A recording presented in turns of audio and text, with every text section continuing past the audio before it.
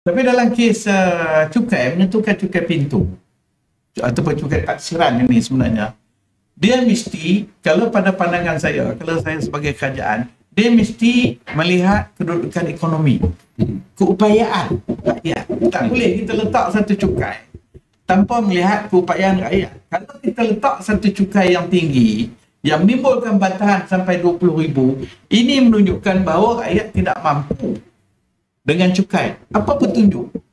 Bagaimana kadar yang dibuat yang disebut 0.11%, ada 0.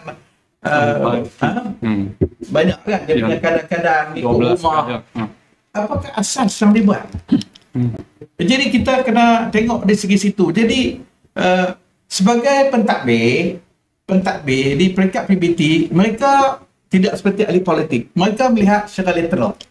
Artinya kita duit tak cukup, masa dah tiap 5 tahun kita libat, maka ada peluang untuk kita tambah. Dan mereka melihat dalam konteks pentadbiran. Tetapi ahli politik tak boleh, sebab kita datang daripada rakyat, kita dilantik oleh rakyat, kita melihat dari segi kepentingan rakyat.